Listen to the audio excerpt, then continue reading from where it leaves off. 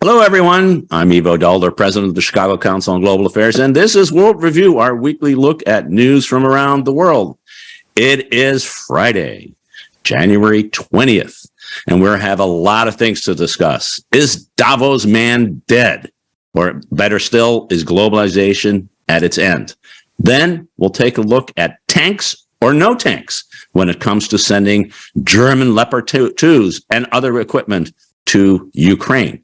And finally, the Iran protests have been going on now for 5 months without any change. And we'll see what is happening in Iran and the impact on the stability of the regime. Here to talk about all of these issues are Steve Erlanger, chief diplomatic correspondent in Europe of the New York Times. Steve is joining us from Brussels. Great to have you back. Thank you. James Harding, editor and co-founder of Tortoise Media, just back from the tubs and the champagne in Davos. James is in London. James, great to see you again. Thanks, Ivo. And Kim Ghattas, who is joining us from Beirut. She is a adjunct fellow at the Carnegie Endowment for International Peace and a longtime journalist, including 20 years with the BBC. Kim, great to see you as well. Great to be here. James, let's start with you. Hot tubs and champagne apparently is the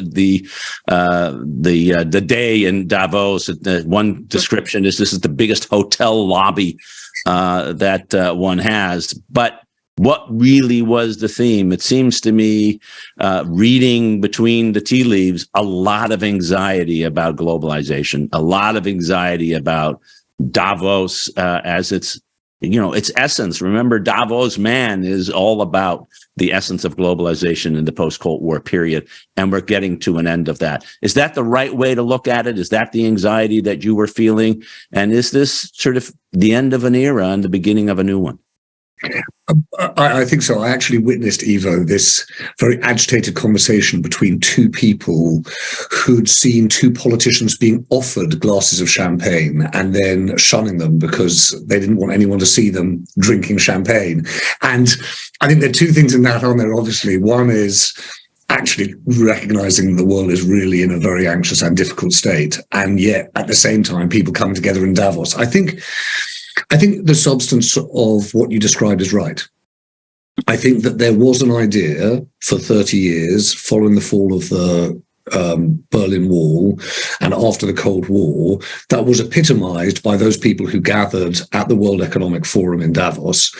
And simply put, it was that the combination of technology and the liberalization of markets would create greater prosperity, and with greater prosperity, more freedoms for more people.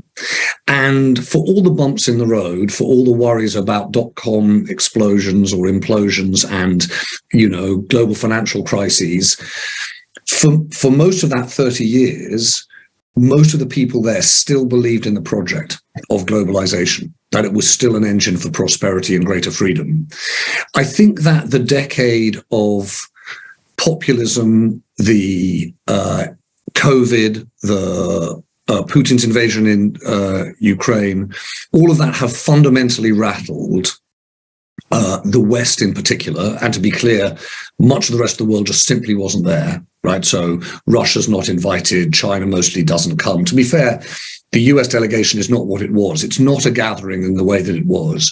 But I think the things to really understand are that what was, if you like, the doctrine of globalization has been replaced by a new catchphrase, strategic autonomy, right? And, when you hear those phrases, you're more comfortable with them than me. I often hear them and think, does that mean anything at all? It turns out in this case, I think it really does. And what's happened is that after the beginning of the Russian invasion of Ukraine, but also very significantly, President Biden's Inflation Reduction Act and the realization that the US looked to the East in China and post-COVID thought it's too reliant on manufacturing supply chains in Asia, and looked to the West in terms of energy supply, and looked at the planet and the prospects of green technology in energy, and said, the IRA is going to be a way that we, the United States, can essentially, in the way in which we did in Silicon Valley set the terms for future energy supply, green energy. Well, Europe has woken up and looked at the Russian invasion and said, we're too reliant on Russian gas, but looked at the United States and thought, they are going to own and control their energy future. We need to do the same. So what you saw in Davos was, I think, a really fundamental change, which is globalization is not the answer, and a new continentalism is replacing it. The EU, Ursula von der Leyen, the EU president, was out there saying, well, the United States is putting $2 trillion behind the IRA, in effect, round numbers. We, the EU, put up $1 trillion behind green technologies. And China will do the same, India will do the same. So I think you're looking at continental economies, and whereas technology and markets defined the last 30 years, I think you're seeing something different. I think you're seeing science and capital. Breakthrough technologies driven by science, but public money, state capital, captivating or capturing that science so that they can try and set the terms for new markets. So I think there is a very big change that happened at Davos, as well as, no doubt, a few parties and the odd glass of champagne. No, I think that's really fascinating, James. And I would add the CHIPS Act. Yes, of course. The bipartisan agreement to subsidize semiconductor manufacturing back in the United States. And then which we've talked about in this program, October 7, the executive order that limited U.S. technology use by the Chinese and Chinese subsidiaries on semiconductors as sort of another way in which globalization was being undermined. And even just one thing to add, we've talked, I think we had this conversation at the end of last year about 2022 being a year in which the supremacy of the United States, reasserted itself in some minds, possibly more in international ones than in American ones, partly because America set the terms, we'll come on to this in a bit, America set the terms for the military response in Ukraine. But it's also worth noting James Webb Telescope, ChatGPT, Lawrence Livermore Labs and Fusion, all of the big technology innovations which will create new markets and new industries have been happening in the United States. The rest of the world is responding to that too. No, I think that's exactly right. Kim, I think, one, jump in on whether you agree or disagree with how James is characterizing this really a Zeitenwende, we should call it, a fundamental pivot. But second, I'd be very interested, because I think there is still a debate, which is this just going to be continental strategic autonomy, or is it going to be ideological? That is, are Western countries going to be able to overcome their geographical limitations and work together? And it seems to me the debate about the IRA is actually at the core of that, where Asian and European countries are saying, wait a minute, why are you shutting us off? We're like you. We are part of that larger geopolitical strategic competition. I think that everything James just said is a perfect encapsulation of what's going through the minds of, the leadership in Western countries, in Europe, in the US, everybody who attends Davos. And it's absolutely true that we're going through an inflection point in the world's history, 30 years after the end of the Cold War. And it comes in the aftermath of a pandemic, where suddenly people realize that this interdependence was also, a real problem for their economies. The just-in-time approach to supply chains showed its limitations. What I find important, however, is to really come to grips with what we mean with globalization and what we mean with the end of globalization. I think, I've been to Davos once or twice, and I thought that the meetings there were a bit divorced from the reality on the ground for some people who benefit from globalization on the far ends of the earth, from Africa to China to India. And I think it would be a shame to throw the baby with the bathwater. There is definitely something changing, on the continent, in the US, the idea of strategic autonomy, because of the disruption of supply chains, because of the sudden surprise of Ukraine, because of, competition with China. But I think that to say that it's the end of globalization, I mean, I'm not a economics expert, but I think it's going too far to say it's the end of globalization. It might be the end of the meetings in Davos. I think that's something that people in the Middle East or in Africa or India might sort of scoff at. What do you know about our lives over here? Whereas they're actually benefiting from the impact of globalization. A lot of people are also left behind by the effects of globalization. But I think it's important to remember that, if trade increased tremendously over the last few decades under globalization, it has stabilized, but it's not receding. And so there are still essential elements to how global economies, countries' economies are interlinked. I try to think back sometimes to something that the King of Jordan said. I don't agree with very much about what the King of Jordan has to say, but sometime in 2020 during the pandemic, he called for re-globalization. Let's rethink how we do globalization in a better way that strengthens and builds capacities within countries, but also strengthens cooperation between like-minded countries and allies. And I think that would be a combination of this strategic autonomy that we were just discussing, the decoupling that is, a word that gets used a lot these days as well, coupled with the realization that we're still incredibly interdependent and we shouldn't try to rethink everything from scratch either. No, I think that's a wise observation about. There's a limit to how much you can make our globalization less relevant to our lives, not only in trade, but in technology and in so many other ways. Of course, it will continue. The globe is becoming, if not flat, at least smaller.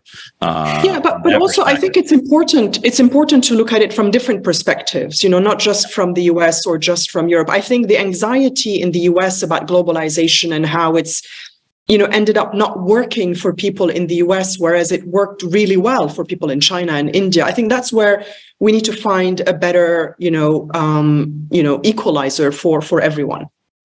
Yeah, and it's good to remind you. Tall order. Sorry, I'm just throwing it out there. And it's a good reminder that globalization brought 600 million Chinese out of poverty, and in the shortest period of time, in the biggest advance in human history, in some ways. So that's a very good point. James, jump in, but I want to get. Steve. I was just going to say one thing.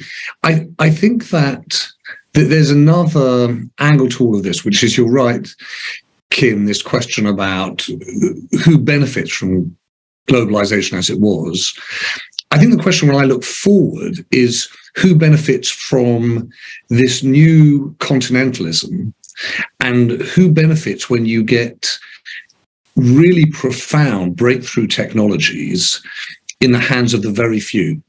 So the argument, if you like, post-globalization was that it did lift many people out of poverty, but it created a stubborn and widening inequality, right? True. The risk is that this new model creates incredible concentrations of power with technologies such as fusion or, generative AI or quantum. Only countries or organizations with access to huge capital are going to be able to marshal these technologies, which will be the 21st century infrastructure. And the risk in all of this is that citizens in other countries are essentially rule takers from a handful of continental leaderships that set the terms for the rest of the world. So I think there is something that's going to emerge from all of this. I sort of think of it as the Spider-Man principle. With great power comes great responsibility. How are we going to understand who has the power and then set the expectations of responsibility? I think something's going to change with this that goes beyond the inequality arguments of globalization. Fascinating. I think it's a lot there. Steve, jump in. You've been quiet in part because I haven't had a chance to talk. Because everybody else hasn't given you a chance to talk. Exactly. True enough. Meister. So, and look, I mean, Davos is like CEOs schmoozing with one another. I think we exaggerate its importance. It's much less important now than it's been for a long, long time. The world is, of course, changing. The world order has had a shock. So CEOs have had a shock. I was very struck by how few leaders came to Davos this year. I mean, almost nobody. Rishi Sunak would have been embarrassed to go, right? I mean, because that would have made his sort of PR worse. But even the Chinese came at a fairly low level. Everybody. So, I mean, it felt to me, and I wasn't there, but it felt a bit devotional.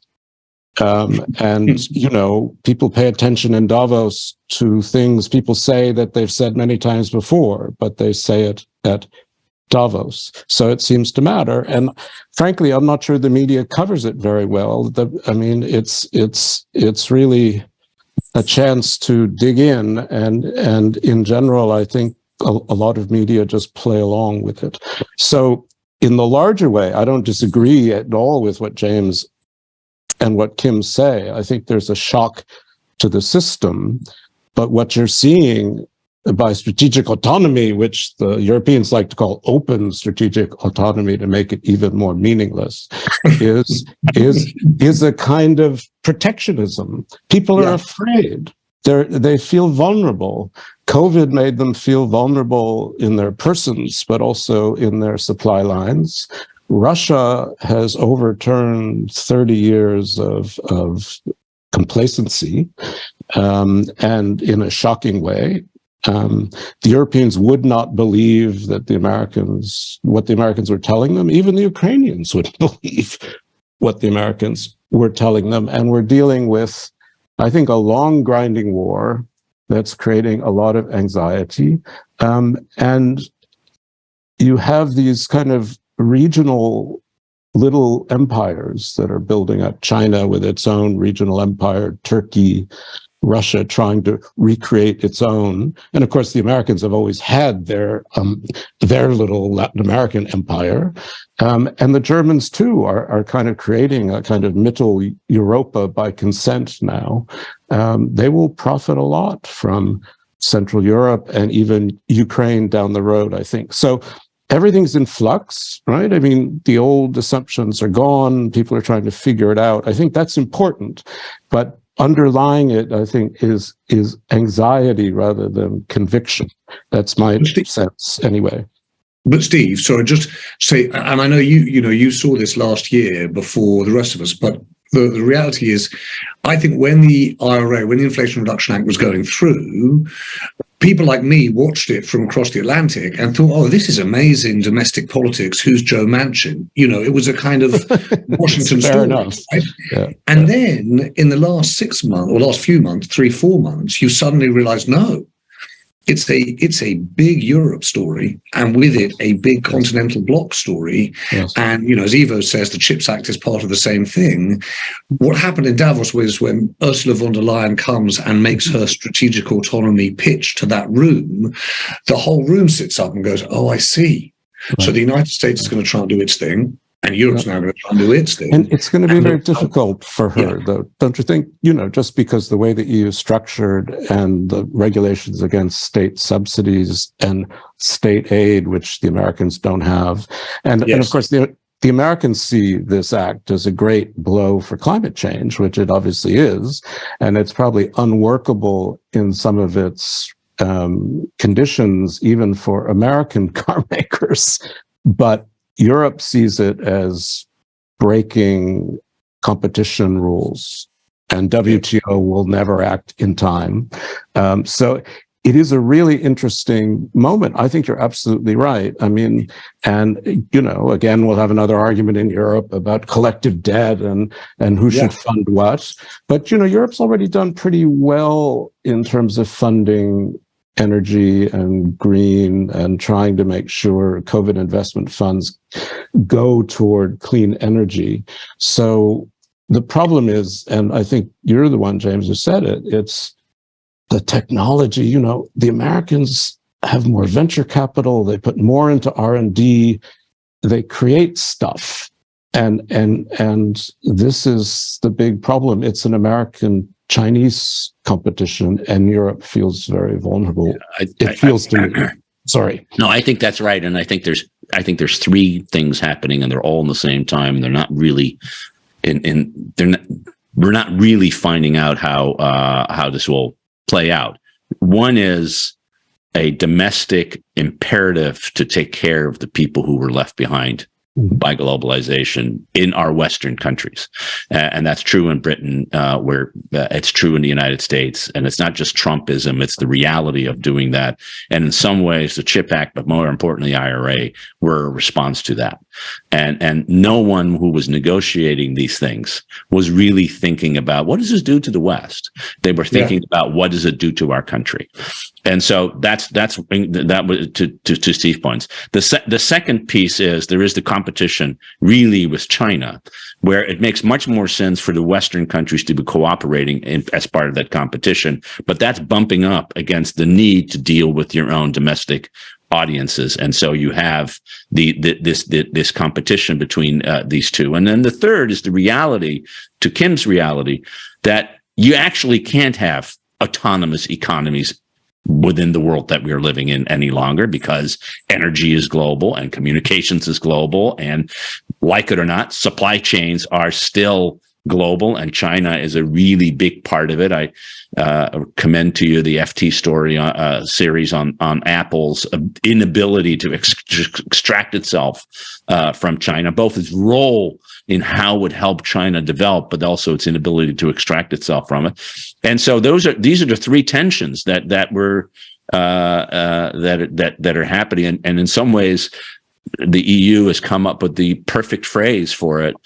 Open strategic autonomy strikes me as trying to have it really, open in terms of global, strategic in terms of competition, autonomy in terms of anxiety and dealing with home. Right. They've really fixed it terminologically. The problem is they haven't fixed it in the real world. Yeah, I mean, what they like to say is resilience. That's their word. Yeah, de-risking, right? That's right. I mean, we're promoting resilience. The Americans are promoting protectionism. And the argument goes the other way across the ocean, right? Yeah. I mean, I should also mention, of course, this is all driven by climate change and the need to actually respond to that and figure out how to do that, and using new science as a means to that end. But fascinating. We'll come back to it. But I think the CEOs. There was one wag said the other day that when Davos a consensus arises, there's one thing you can be sure about: it's always wrong.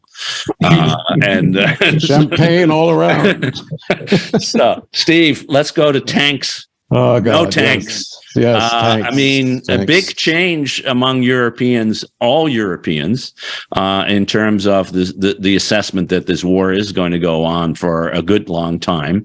There's no peace in sight. There's no negotiation in sight. And that means that supporting Ukraine in both defending the territory it already has, but actually reacquiring some of the territory it had lost, really has become the consensus. By the way, a consensus joined by Germany, which is sending offensive capabilities in terms of armored fighting vehicles, if not yet tanks. But big meeting today in Ramstein. I think they're still yapping. They're still talking over there about the support that is necessary for Ukraine. And one of the issues is, are the Germans going to either send their own or allow other countries to send their Leopard 2 tanks? Right. Well, noch nicht, not yet. That's the point. The Germans want American cover. I mean, we can talk about German psychology, which is fascinating. I'm trying to write about that. What is the neuralgia? What's built into this reluctance? You can build a wonderful tank, but you don't want to export it to a country at war. And you don't want to kill more Russians because, frankly, 50, 70 years ago, those same tanks killed zillions of Russians and Ukrainians and so on. I think what you're saying is absolutely right. There is a recognition in the West, and Bill Burns, the CIA director, is just in Ukraine trying to tell them what we know about Russian plans for a spring offensive, which are serious. And Ukraine wants to do its own offensive. And in the East, it's pretty well balanced. It's, you know, they're not perfectly balanced, but there's very little movement on the ground and a lot of people dying for no particular reason right now. So the whole idea is to break the balance, and the belief is one can do it better with really good mechanized infantry, with Western armored vehicles, and with Western tanks, because they're better than Russian tanks. And the Ukrainians have a certain amount of tanks, but they're running out of ammunition for them, right? Because nobody's making it anymore except Russia. And for some reason, Russia's not exporting to Ukraine, not in that way. So this has created this incredible, intense focus on the Germans. I mean, the British pushed ahead with their Challenger tanks. They broke the taboo, but 14 Challengers won't solve the problem. The Ukrainians want 300 Western tanks. The only ones that really make sense are these Leopard 2s. There are about 2,000 of them in 13 different armies. But Olaf Scholz, as he did with the German version of the armored fighting vehicle, the Marder, wants to go along with the Americans. I mean, I think one Abrams tank, even if it was parked in a park, would be enough to unlock the Chancellery. But without the Americans going alongside, the Germans really are afraid, maybe wrongly, maybe rightly, that the Russians will single them out as responsible. And for all the reasons of history and their own neuralgia, they do not want to be alone. It's fine to have the Brits. That's not what they mean by we want to go with others. What they mean is we want to go with Joe Biden. And Joe Biden is reluctant too, by the way. It's not just that the Abrams are so complicated and they take jet fuel. I mean, all that's true. But I just think, you know, you have a really tough negotiation going on, and it's really not at Ramstein. It's between the Chancellery and the White House. And until that's resolved, nothing will happen. The Germans said today that, you know, there was no decision, that they're talking about it, that they're making plans to allow the Leopolds to go, but not yet. And it could take months and months and months, even if they agree, right? I mean, even it's not so easy, and it's not just training. The Ukrainians are very good at, you know, it won't take that long to train the Ukrainians, but it's the maintenance, it's the supply lines, it's the ammunition. I mean, half of you know, I'm not a military guy, but I've watched it, and half of fighting is about logistics. It's about getting the stuff where it needs to go when it needs to be there. And it's very, very complicated. So, you know, we're at this funny period where everyone says it's urgent, and yet it isn't happening. Urgent but not happening strikes me as the right conclusion on what's happening. And Kim, a question for you. I mean, one, is it right to say that we are seeing a shift in Western thinking in how to think about the war and the support? I mean, up to this point, there was the sense it would be short and we could find a way to get to a peace agreement. And somehow people have decided that's not happening. We really need to start thinking about helping the Ukrainians not just defend themselves, but getting the territory back. And that's at the crux of the matter. Yeah, no, absolutely. I think, you know, I was on your show a few days before the invasion happened, or just a few days after it had begun.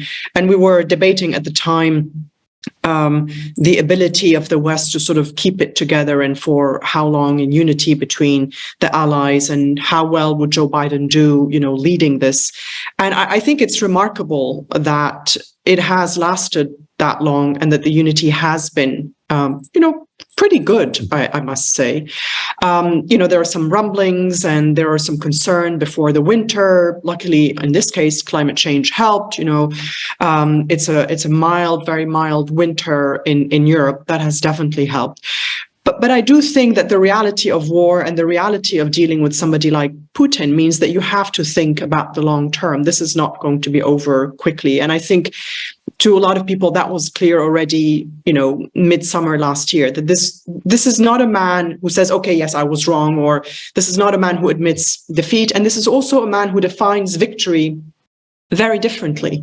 As long as he is still in power, and as long as he's making life miserable for the Ukrainians and for the West in some way, that is a form of victory.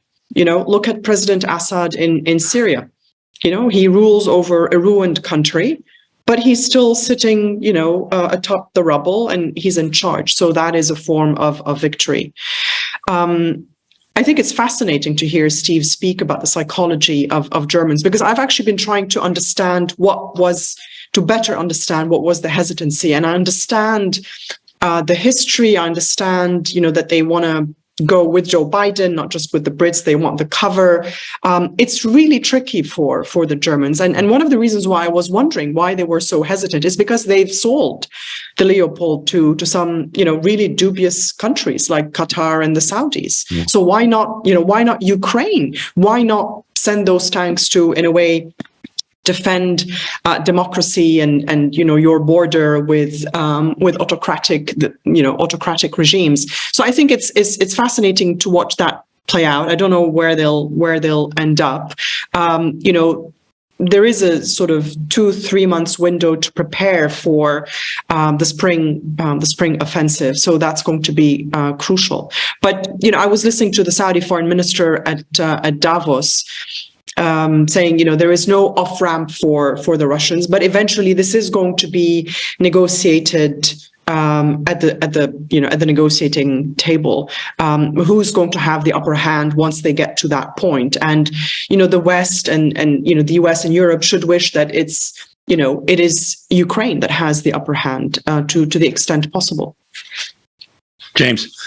Yes. It's really, really interesting listening to Steve and Kim speak, because one of the things I think as we move sadly into the second year of this war is that the unity that we've talked about in the West is getting really tested. The sort of simple catchphrase I heard one person say about the Ukraine war was that it united the West and split the rest.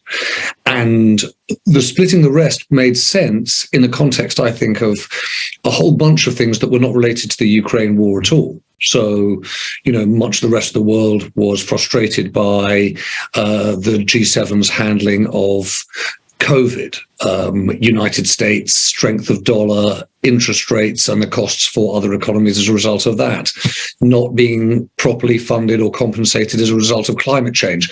There's a lot of hostility out there, but I think what Steve described as this tension between Berlin and Washington is really, really interesting to me. Psychologically, as Kim said, fascinating, but practically too, because one thing we should be able to say is we look back at this last year and the weaponization of the economy hasn't worked. The weaponization of business, more in my case, the more UK companies pulled out of Russia in 12 months than pulled out of South Africa over years of apartheid. 4 times more, in fact, of those big FTSE 100 companies. Something very profound happened, but it didn't work. And I think everyone's come to the conclusion that the only way Putin is defeated in Ukraine, is militarily. And now there's a real split about whether or not and the extent to which the West is willing to support militarily.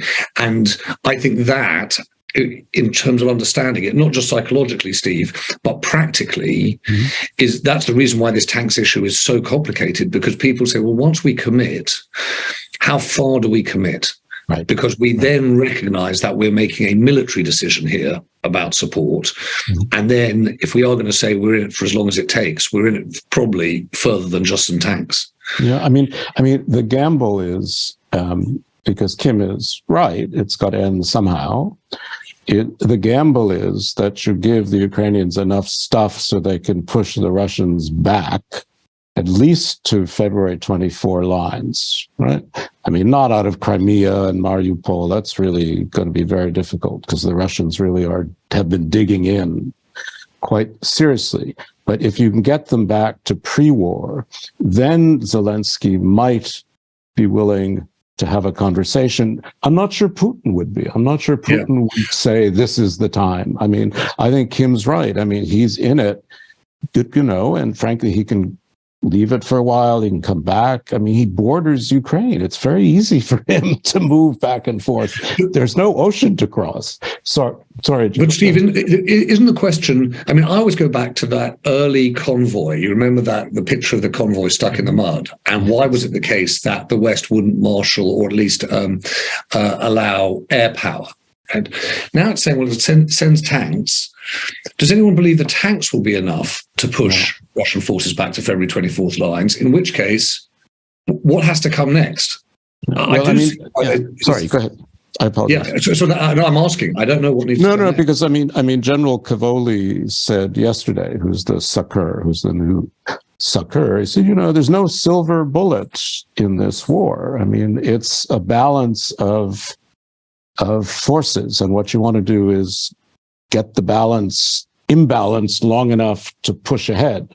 But I think the reluctance is real in Washington, partly because they're thinking of 2024. They don't want anything terrible to happen before that. But Biden is not going to give these long-range missiles or the air power that will allow the Ukrainians to attack Crimea. I mean, because that's really the issue. That's what the Ukrainians want. But he, with Scholz, really fear, rightly or wrongly, that would break the Russian willingness to not escalate to a higher level. They don't want to get into a war with Russia. They really don't. And the long-range ATACMS, which could hit Russia very, very easily. And, Russia's the next Crimea. And Crimea has Russia's Black Sea port. It's not just about patriotism and identity. It's a national security interest. I mean, Russia's had a port in Sevastopol since 1765, and it's not going to let it be taken over with a few tanks. It's just that's not the way it's going to happen. Ivo, can I just ask you one thing? I know we have to move on, but I just want to know what you think. How far is the US, do you think, willing to go in terms of military support of Ukraine? So I think the red line for the U.S. has always been, in a very fundamental way, the use of American troops rather than the use of American equipment.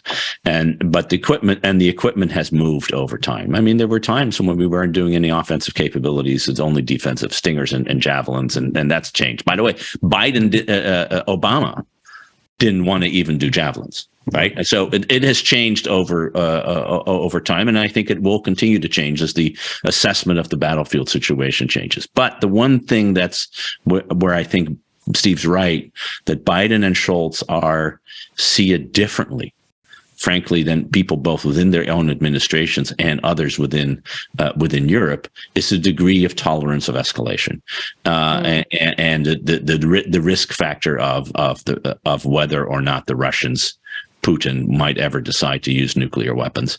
I'll make this point, and we can all make our own judgment about this.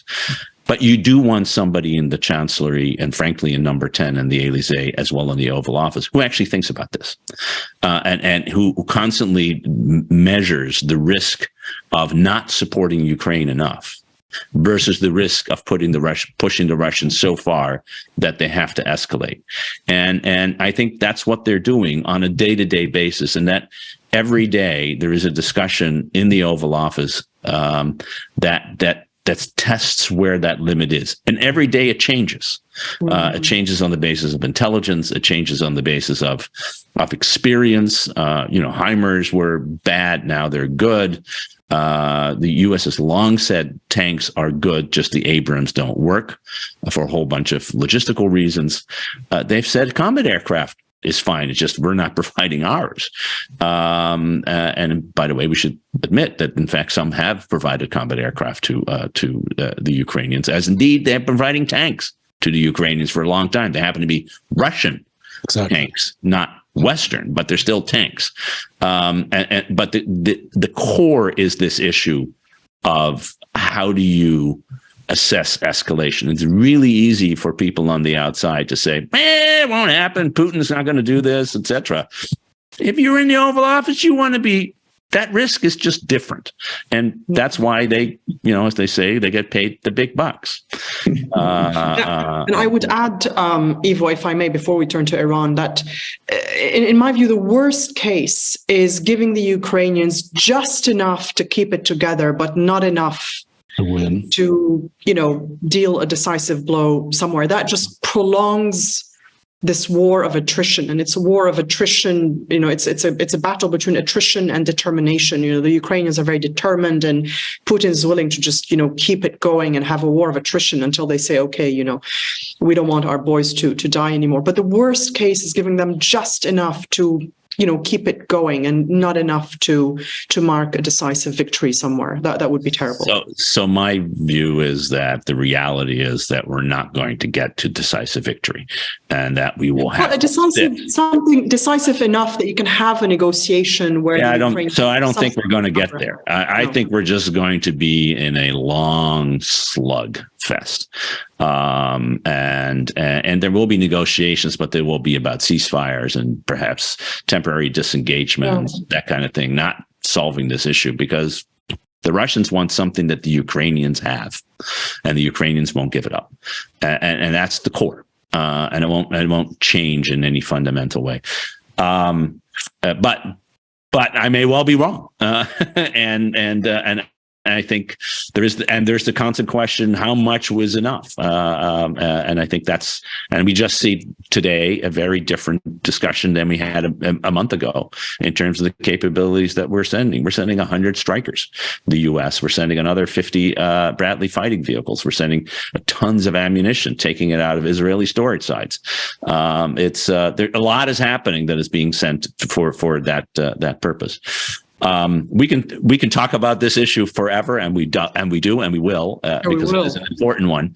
But Kim, I do want to give you a very unfairly a few minutes to talk about Iran protests, which is it's one of those stories that, unlike Ukraine, has fades from the front pages of the newspapers, and yet it is as important and human. The human part of the story is as wrenching as anything we are talking about and seeing the front pages. So bring us up to date. I remember when it started, you were skeptical it would continue. It's still continuing. You may still be skeptical of having an impact on the regime, but I'd really love to get your take.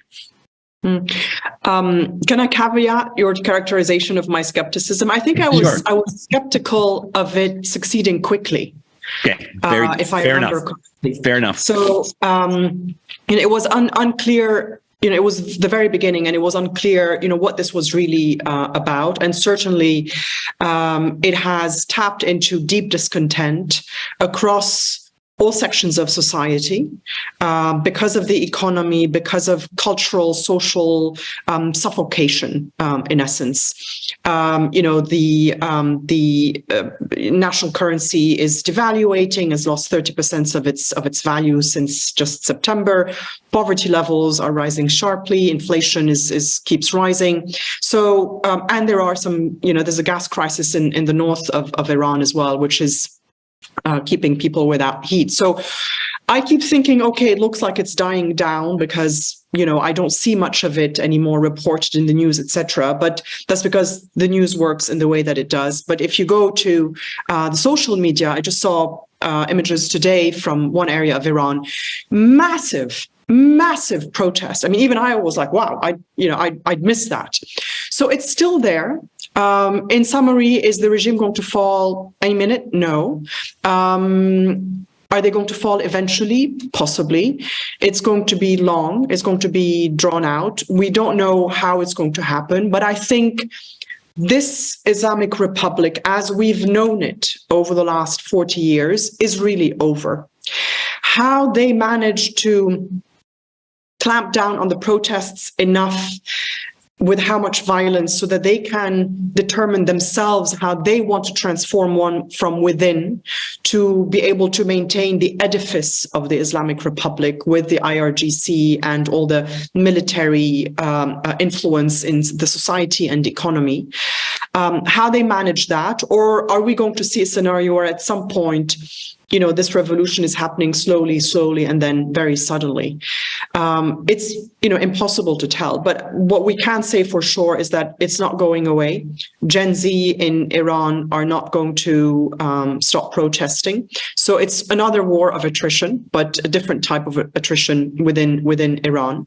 And I think that once we see this transformation of the regime inside Iran, or the fall of the regime, but I suspect it will be more of a transformation.